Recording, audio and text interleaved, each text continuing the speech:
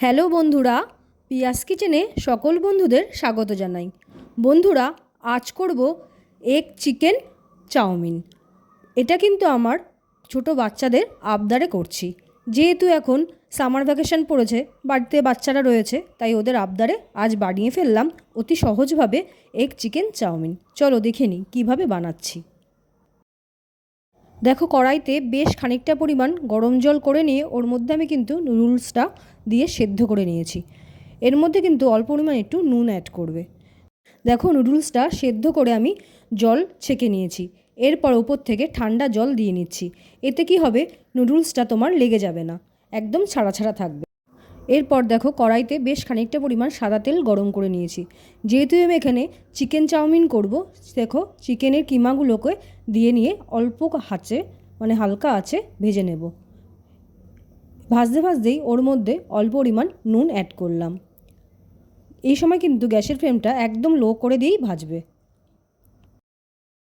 ওই কড়াইতেই আবারও খানিকটা পরিমাণ সাদা তেল গরম করে দুটো ডিম অ্যাড করে নিলাম। এর মধ্যে দিয়ে দিচ্ছি পরিমাণ মতো নুন। ডিমগুলো কিন্তু আমি ভুজিয়ার মতো করে নেব। এই সময় কিন্তু গ্যাসের ফ্লেমটা একদম লো করে দিয়েই করবে। আবারও ওই কড়াইতে দেখো সাদা তেল গরম করে নিয়ে বেশ অনেকটা পরিমাণ কিন্তু আমি পেঁয়াজ দিয়ে দিলাম।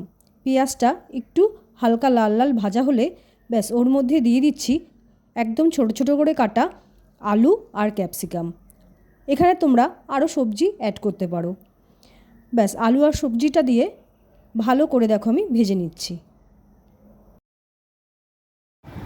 দেখো, এখানে আমি কিন্তু বেশ অনেকটা পরিমাণ নুন দিয়ে নেব। নুডলসটাতে যতটা পরিমাণ লাগবে ঠিক অতটাই আন্দাজ বুঝে নুন কিন্তু একদম দিয়ে নিলাম।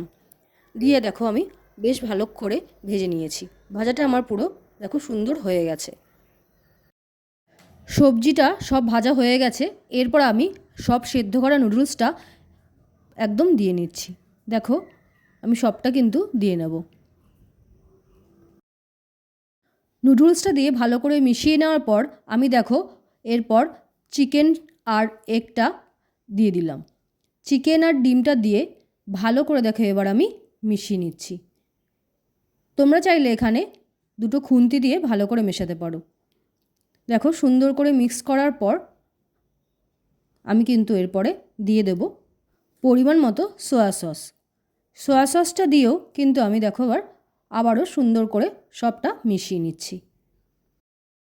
ব্যাস, সয়া সস দিয়ে দেখো আমি এবার সুন্দর করে সব chowmein, soya sauce, chicken, egg, সবজি সব একসঙ্গে সুন্দর করে মিশিয়ে নিচ্ছি। ব্যাস, রেডি হয়ে গেল অতি সহজেই একদম হোমমেড এগ চিকেন চাউমিন। আমার বাড়িতে বাচ্চাদের কিন্তু এটা খুব ফেভারিট একটা ডিশ। তোমরাও এইভাবে একবার বাড়িতে বানিয়ে খেয়ে দেখো, আশা করি ভালো লাগবে। ভিডিওটি শেষ পর্যন্ত দেখার জন্য সকলকে আমার অসংখ্য ধন্যবাদ। ভিডিওটি ভালো লাগলে একটা লাইক, শেয়ার আর সাবস্ক্রাইব করে দিও। আর কমেন্ট বক্সে কমেন্ট করতে ভুলো না যেন।